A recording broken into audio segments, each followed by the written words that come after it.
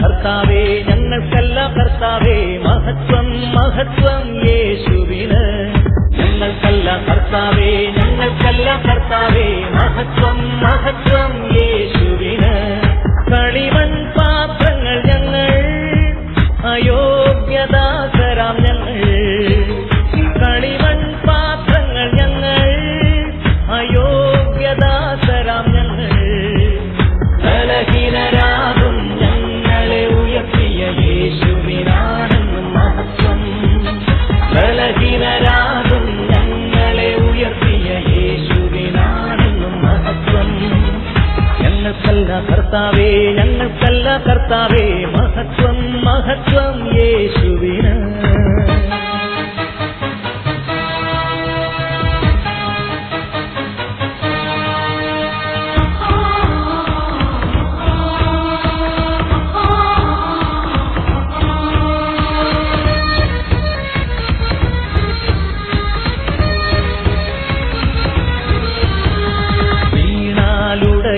മൺപാത്രങ്ങൾ തകരാതെ കാത്തതും നീയല്ലയോ.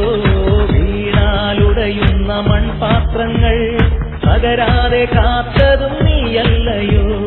നട്ടതും നനച്ചതുമേറെ പേരെന്നാലും വളർത്തിയതോ നിൻ കരങ്ങളല്ലോ. നട്ടതും നനച്ചതുമേറെ പേരെന്നാലും വളർത്തിയതോ നിൻ കരങ്ങളല്ലോ. മഹത്വം മഹത്വം യേശുവിന്. മഹത്വം മഹത്വം യേശുവിന്. ഞങ്ങൾക്കല്ല കർത്താവേ ഞങ്ങൾക്കല്ല കർത്താവേ മഹത്വം മഹത്വം യേശുവിന്.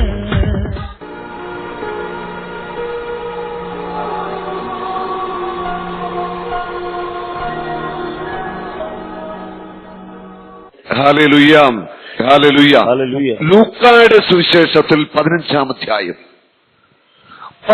അധ്യായത്തില് നമ്മൾ അനേക തവണ വായിച്ചിട്ടുള്ള കേട്ടിട്ടുള്ള ഹൃദയസ്പർശിയായ ഒരു അനുഭവമുണ്ട്. ഒരു അപ്പന് 2 മക്കളുണ്ടായിരുന്നു. ഒരപ്പന് 2 മക്കളുണ്ടായിരുന്നു. 2 മക്കളിൽ ഒരുവൻ ഇച്ചിരി ഉഴപ്പനായിരുന്നു. ഇളയ പുത്രൻ, അല്ലേ, ധൂർത്തപുത്രൻ എന്നൊക്കെ പറയും.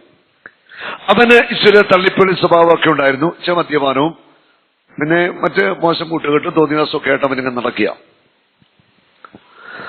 അവൻ അവന്റെ പിതാവിനെ അനുസരിക്കുവാൻ, അവന്റെ പിതാവിന്റെ വാക്കുകൾ അംഗീകരിക്കുവാൻ തയ്യാറായില്ല.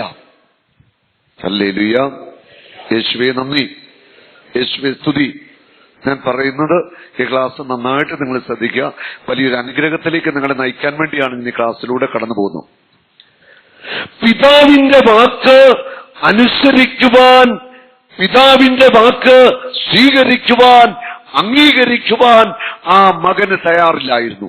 അവൻ സ്വന്തം ഇഷ്ടപ്രകാരം, സ്വന്തം കഴിവില്, അല്ലെ സ്വന്തം ബുദ്ധിയില്, ജ്ഞാനത്തില് ഒക്കെ അവൻ സ്വന്തം വഴിക്ക് ജീവിച്ചുകൊണ്ടേയിരുന്നു.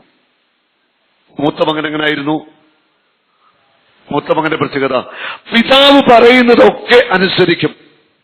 പിതാവ് പറഞ്ഞതൊക്കെ അനുസരിച്ച് പിതാവിന്റെ കൂടെ മൂത്ത മകൻ ആയിരുന്നു. ഈ ഇളയ മകൻ ഒരു ദിവസം അപ്പന്റെ അടുക്കൽ വന്നിട്ട് പറഞ്ഞു, അപ്പാ, എന്റെ വീതം എനിക്ക് തരണം, എന്റെ വീതം സ്വത്തുക്കള് എനിക്ക് തരണം. അപ്പൻ തടസ്സമൊന്നും പറയുന്നില്ല. ഇളയ മകന് കൊടുക്കാനുള്ള വീതം മുഴുവൻ അവന് കൊടുക്കുകയാണ്. അവനെല്ലാം വിറ്റ് പെറുക്കി അത് പണമാക്കി അവന് നാടുവിടുകയാണ്. നാട് വിട്ടുപോയി ചീട്ടുകളി, പെണ്ണുപിടി, തോന്നിവാസം, ദൂർത്തടിച്ചു, അങ്ങനെയൊക്കെ അവനെങ്ങനെ അങ്ങോട്ട് ജീവിക്കാം. ജീവിച്ച് അവന്റെ കൈവശമുണ്ടായിരുന്ന പണമെല്ലാം തീർന്നു. പച്ച മലയാളത്തിൽ പറഞ്ഞാൽ അവൻ ദരിദ്രനായിട്ട് തീർന്നു. എല്ലാം നഷ്ടമായി, എല്ലാം തീർന്നു, സമ്പത്ത് തീർന്നു, ആരോഗ്യം തീർന്നു, ഒരു പരുവത്തിലായി. ദൈവത്തിന്റെ വാക്ക് അനുസരിക്കാതെ, ദൈവത്തിന്റെ കൽപ്പന അനുസരിക്കാതെ, ദൈവം നമുക്ക് നൽകുന്ന നിർദ്ദേശങ്ങൾ അനുസരിക്കാതെ അവഗണിച്ചുകൊണ്ട് ആര് ജീവിതം ആരംഭിക്കുന്നുവോ അതാരാണെങ്കിലും അവർ അവസാനം എത്തിച്ചേരാൻ പോകുന്നത് ഈ ചെറുപ്പക്കാരന് പറ്റിയിടത്ത് തന്നെയാ, പന്നിക്കുഴി. അവിടെ എത്തിച്ചേർന്നു, പന്നിക്കുഴി എത്തിച്ചേർന്നു. അവിടെ ജോലി അന്വേഷിച്ചൊരു ജോലിയൊന്നും കിട്ടിയില്ല. പന്നിക്കുഴിയില് പന്നിയുമായിട്ട് മൽപ്പിടുത്തം നടത്തുക. എന്തിനാണ്? പന്നിക്ക് കൊടുക്കുന്ന തവിടെങ്കിലും ലഭിക്കാൻ വേണ്ടി. അവിടെ വചനത്തിൽ വ്യക്തമായിട്ട് പറയുന്നുണ്ട്, പന്നിക്ക് കൊടുക്കുന്ന തവിട് പോലും, ആഹാരം പോലും ഇവന് കിട്ടിയില്ല. അത് ദൈവം ഇടപെട്ട ഒരു ജീവിത സാഹചര്യമാണ്. പന്നിക്ക് കൊടുക്കുന്ന തവിട് അവന് കിട്ടിയിരുന്നെങ്കിൽ അവനെന്ത് ചെയ്യും? പന്നികളുടെ കൂടെ തവിടുമൊക്കെ തിന്ന് അവൻ അവിടെ കിടക്കും. അതുകൊണ്ട് എന്ത് ചെയ്തു? പിതാവായ ദൈവം തവിടും കൂടെ അവന് ബ്ലോക്ക് ചെയ്തു. അവന് തവിടും കിട്ടണം. പന്നി കുത്തിമറിച്ച് അവനെ കളഞ്ഞു. പന്നികൾ തവിട് തിന്നാൻ അതുപോലും അവന് കിട്ടാതെ, പന്നികൾ പോലും കുത്തിമറിക്കുന്ന അവസ്ഥ നോക്കി ആത്തപ്പതിച്ച് പന്നിക്കുഴി കിടക്കുക. ചിലരൊക്കെ അങ്ങനെയാണ് കേട്ടോ. ദൈവത്തിന്റെ വചനം വേണ്ട, ദൈവത്തിന്റെ കൽപ്പന വേണ്ട, സഭ വേണ്ട, വൈദികർ വേണ്ട, കൂദാശ വേണ്ട, കുമ്പസാരം വേണ്ട, ഒന്നും വേണ്ട, പന്നിക്കുഴിയിലാണ്. ആ പന്നിക്കുഴി കിടന്ന ആ ചെറുപ്പക്കാരന് മിക്കവാറും പന്നിയുടെ കുത്തും ഈ പന്നിയുടെ മൂളലും ബഹളവും ഈ ചെളിക്കകത്ത് കിടന്ന് അവസാനം സുബോധമുണ്ടായി. എന്നുണ്ടായി? ചെളിക്കകത്ത് കിടന്നപ്പോൾ, പന്നിയുടെ കൂടെ കിടന്നപ്പോൾ, തവിട് കിട്ടാതിരുന്നപ്പോൾ സുബോധമുണ്ടായി. അവന് സുബോധമുണ്ടായപ്പോൾ അവൻ തല ഉയർത്തി അവനിങ്ങനെ ചിന്തിക്കുകയാണ്, എന്റെ പിതാവിന്റെ ഭവനം എത്ര മനോഹരമാണ്, എന്റെ ജ്യേഷ്ഠൻ അവിടെയുണ്ട്, ജ്യേഷ്ഠനും കുടുംബമൊക്കെ എത്ര സന്തോഷമാണ് അപ്പന്റെ കൂടെ അവിടെ ജീവിക്കുന്നത്, ഞാനോ ഈ അവസ്ഥയിലായി. അവന് മനസ്സിലായി അവന്റെ തെറ്റ്. അവൻ എന്ത് ചെയ്തു? പന്നിക്കുട്ടി എഴുന്നേറ്റു. എന്നിട്ട് പിതാവിനെ കാണുവാനായിട്ട് അവൻ ചെല്ലുകയാണ്. ഈ ഇളയ മകന് ഈ ഒരവസ്ഥയിൽ എത്തിച്ചേർന്നു എങ്കിൽ അതിന്റെ കാരണം അവന്റെ പിതാവല്ല, അവന്റെ ജ്യേഷ്ഠനല്ല. ആണോ? പിതാവാണ് കുറ്റക്കാരൻ, ജ്യേഷ്ഠനാണോ? അല്ല. പക്ഷെ ജ്യേഷ്ഠനാണ് ഇച്ചിരി പെശക. ജ്യേഷ്ഠൻ ആണ് ഇച്ചിരി പെശക. നമ്മൾ വചനത്തിൽ കാണും. അനിയൻ പോയി കഴിഞ്ഞപ്പോൾ ചേട്ടൻ ഇപ്രകാരം ചിന്തിച്ചു. അത് ഉറപ്പാണ്, അവന്റെ പ്രവൃത്തി എന്നറിയാൻ പറ്റും. അനിയൻ മേടിക്കാനുള്ളതൊക്കെ മേടിച്ചോണ്ട് പോയി.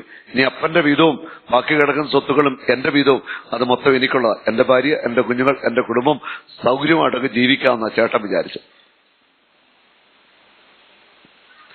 അനിയൻ വന്നു. അനിയൻ ദൂരേന്ന് വരുന്നപ്പോൾ തന്നെ അപ്പൻ കണ്ടു. അപ്പൻ ഓടിച്ചെന്ന് അവനെ കെട്ടിപ്പിടിച്ച്, ഭയങ്കര ഒരപ്പനല്ലേ, അപ്പന്റെ ആ സ്നേഹമല്ലേ, അവനെ വീട്ടിൽ കൊണ്ടുവന്നു. വേലക്കാട് ഇവനെ കൊണ്ടുവന്ന് കുളിപ്പിച്ചോളൂ. ആദ്യമേ ഇവനൊന്ന് കുളിപ്പിക്കുക. അവസ്ഥ അറിയാമല്ലോ, ഏതവസ്ഥയാ. നമ്മുടെ ധ്യാനത്തിന്റെ ഞായറ്, തിങ്കള് കുമ്പസാരം എന്നാ കഴിഞ്ഞത്? ഇന്നലെ അല്ലെ? കുളിപ്പീരായിരുന്നു. പന്നിക്കുഴിന്ന് തൊട്ട് ഇന്നലെ ഉച്ച കഴിഞ്ഞ് ഇന്ന് രാവിലെയൊക്കെ കുളിപ്പീര് കഴിഞ്ഞു. അങ്ങനെ കുളിപ്പിച്ചു. അങ്ങനെ കുളിപ്പിച്ച് ശുദ്ധനാക്കി റെഡിയാക്കി കൊടുന്നപ്പോഴത്തേക്ക് അപ്പൻ പറഞ്ഞു, അവന്റെ കയ്യിൽ ഒരു മോതിരം ഇടിപ്പിക്ക്, നല്ല ചെരുപ്പ് കൊടുക്ക്, നല്ല പാന്റും ഷർട്ടും നല്ല ജീൻസും ഷർട്ടും ഒക്കെ ഇടിപ്പിക്കാൻ പറഞ്ഞു. ഒക്കെ ഇടിപ്പിച്ച് മിടുക്കനാക്കി. മൂത്ത മകൻ വയലിൽ പണിയെടുക്കുകയാ.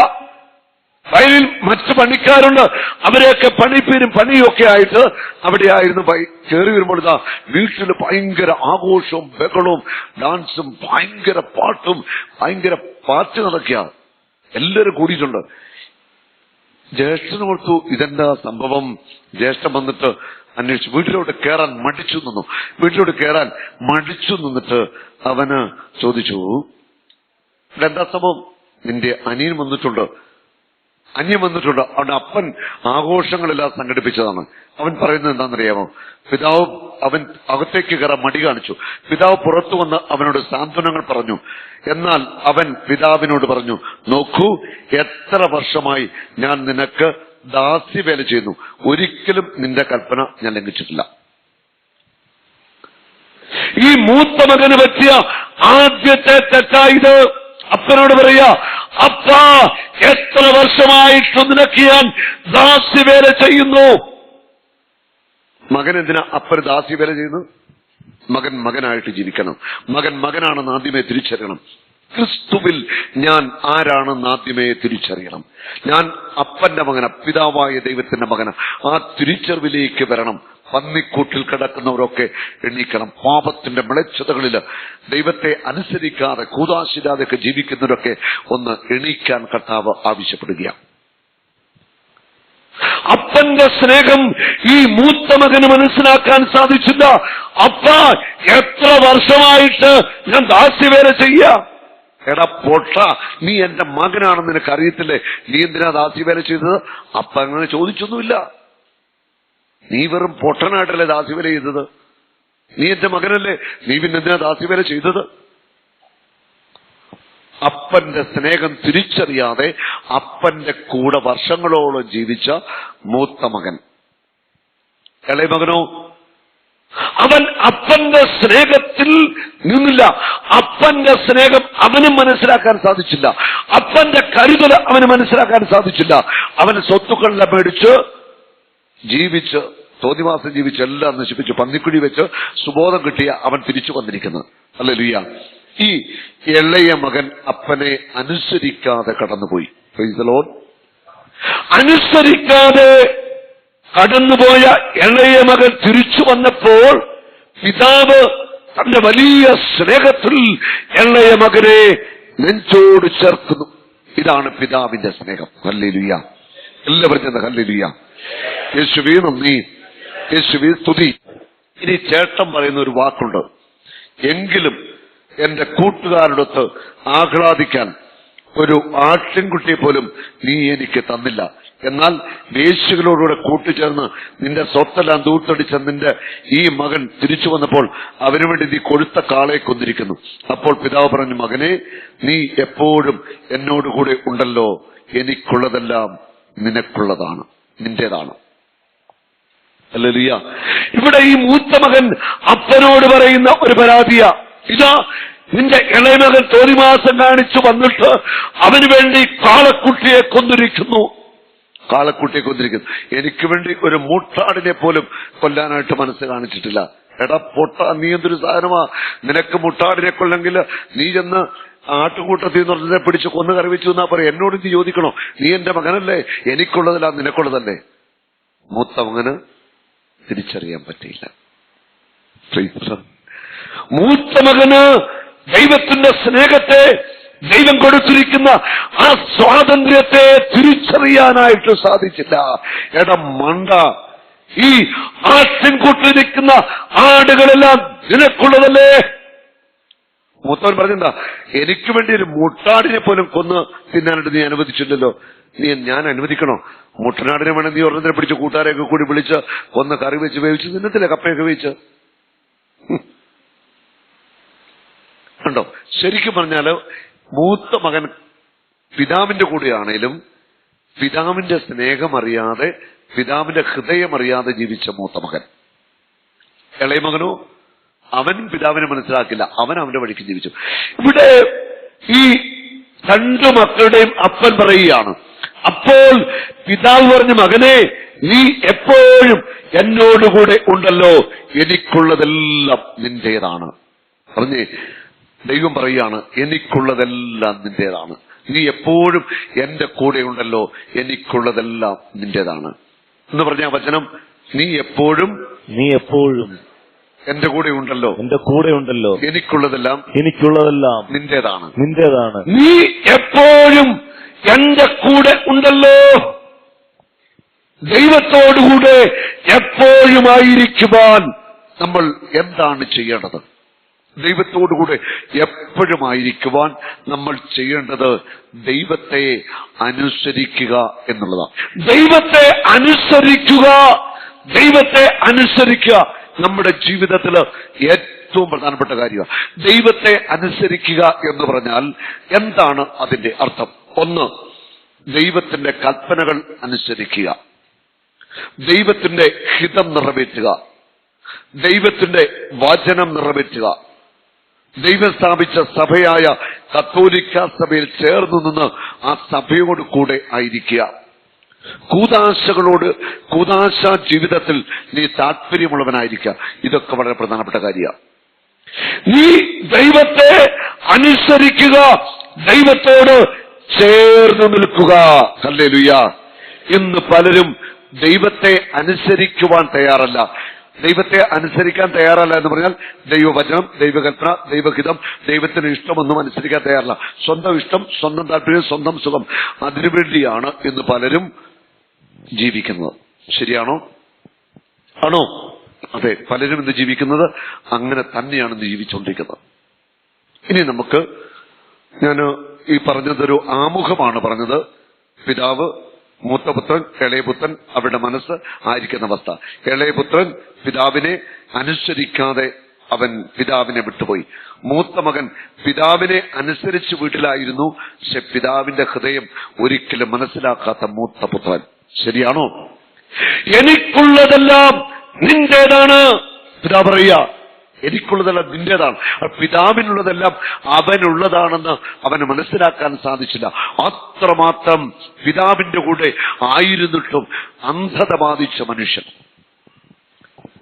നമ്മുടെ സഭയിലായിരുന്നിട്ടും, വചനം വായിക്കുന്നവരായിരുന്നിട്ടും, ധ്യാനങ്ങൾ കൂടുന്നവരായിട്ടും നമ്മുടെ ആത്മീയ അന്ധത നമുക്ക് വിട്ടുമാറിയിട്ടില്ല. ഏറ്റവും വലിയ ആത്മീയ അന്ധത എന്തെന്നറിയാവോ? ദൈവത്തെ അനുസരിക്കാതിരിക്കുന്നതാ ഏറ്റവും വലിയ ആത്മീയ അന്ധത. പലർക്കും പിശാചിനെ അനുസരിക്കാൻ വലിയ ഇഷ്ടമാണ്. ദൈവത്തെ അനുസരിക്കാൻ താല്പര്യമില്ല, പിശാചിനെ അനുസരിക്കാൻ എല്ലാവർക്കും താല്പര്യമാണ്. ഹല്ലേലൂയ. എല്ലാവരും ഉണർവോടെ ഹല്ലേലൂയ. ഇനി നമ്മള് ഉൽപ്പത്തി പുസ്തകത്തിലേക്ക് വരിക.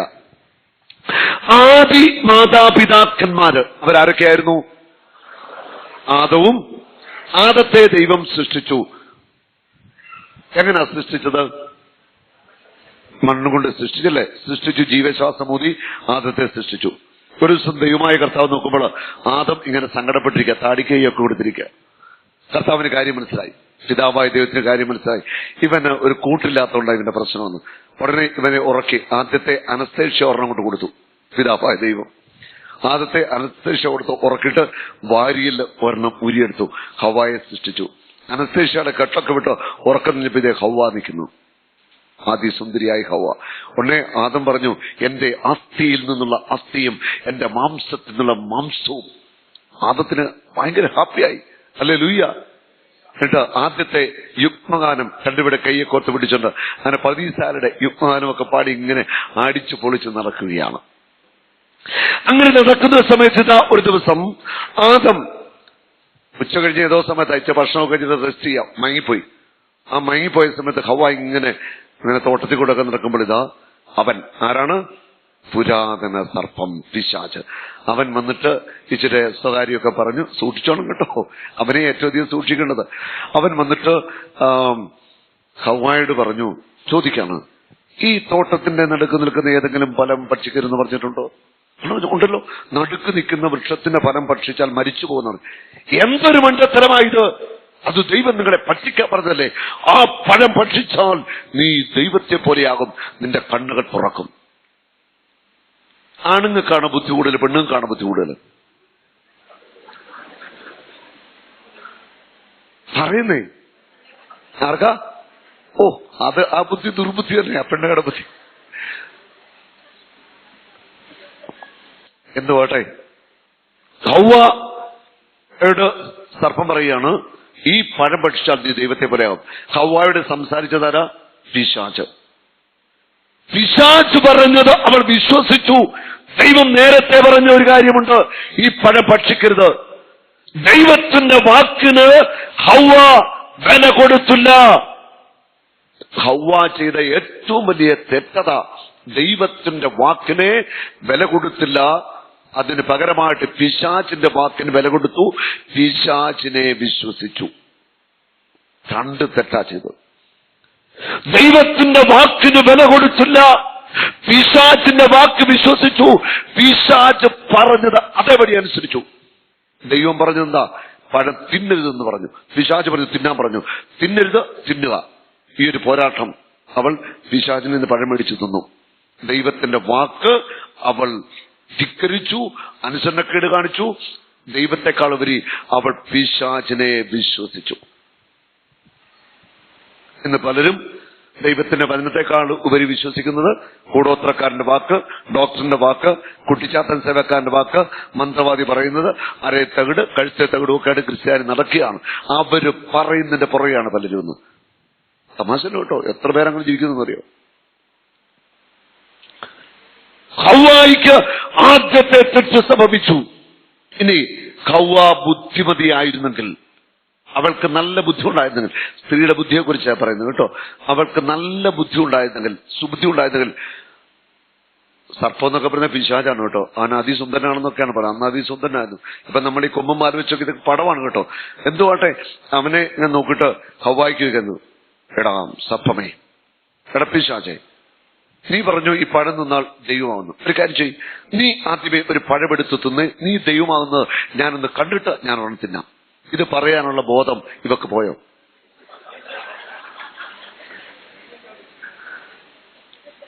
ഒന്ന് ചിന്തിച്ചു.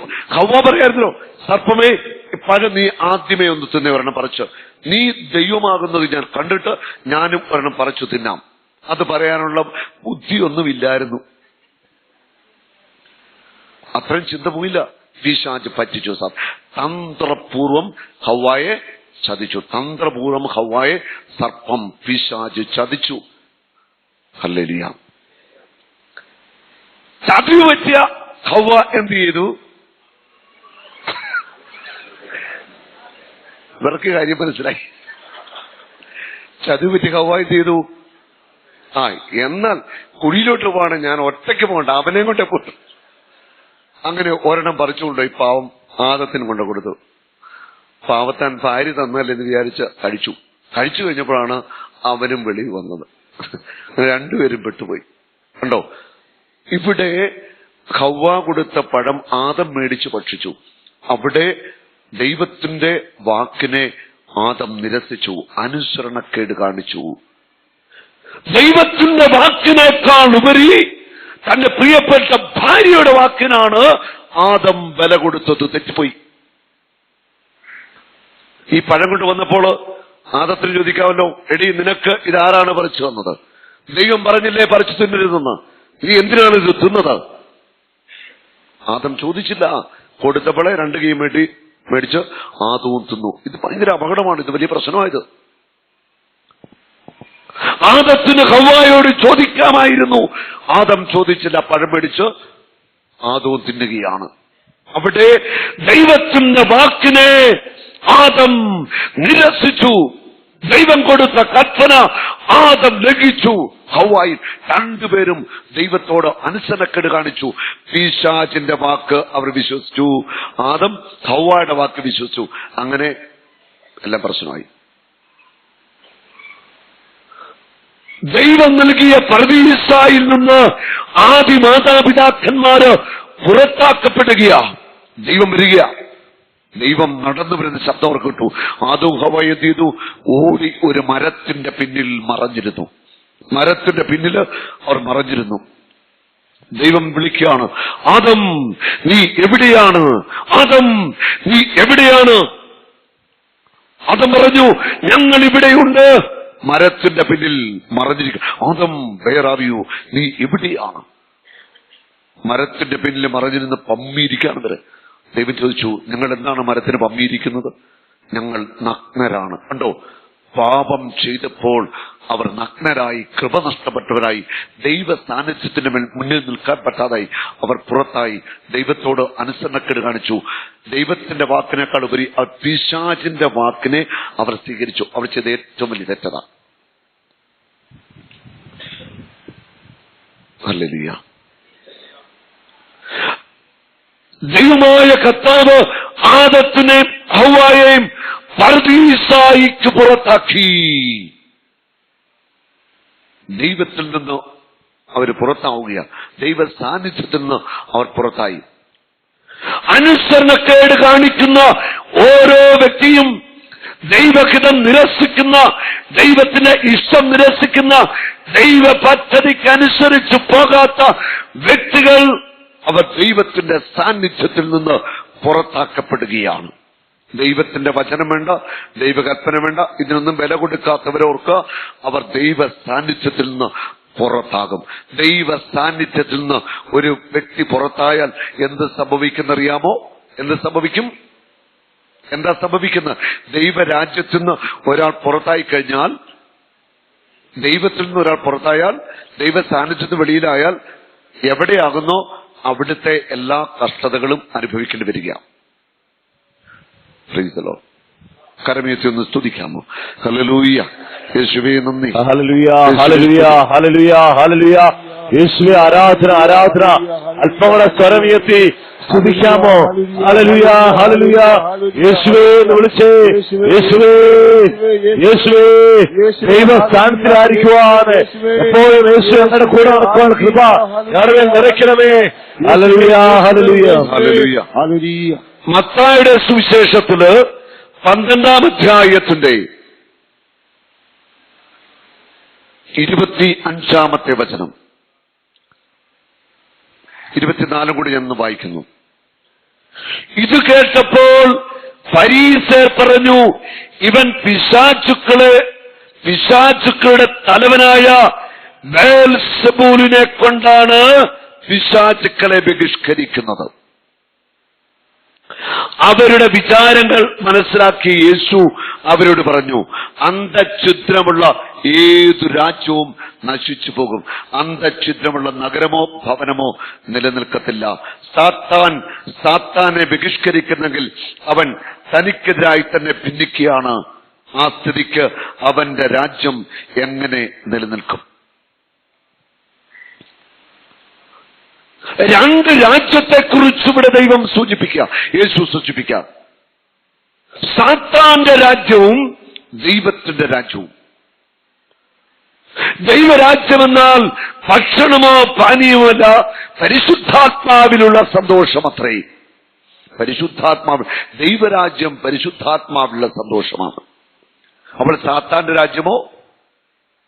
ദൈവരാജ്യം പരിശുദ്ധാത്മാവുള്ള സന്തോഷം. ഭക്ഷണമോ തീറ്റയോ കുടിയോ ഇതൊന്നുമല്ല ദൈവരാജ്യം. പരിശുദ്ധാത്മാവിൽ തന്നെ സന്തോഷിക്കുന്ന ഒരു രാജ്യമാണ് ദൈവത്തിന്റെ രാജ്യം. ഹല്ലേലൂയ. ഞങ്ങൾക്കല്ല കർത്താവേ, ഞങ്ങൾക്കല്ല കർത്താവേ, മഹത്വം മഹത്വം യേശുവിന്. ഞങ്ങൾക്കല്ല കർത്താവേ, ഞങ്ങൾക്കല്ല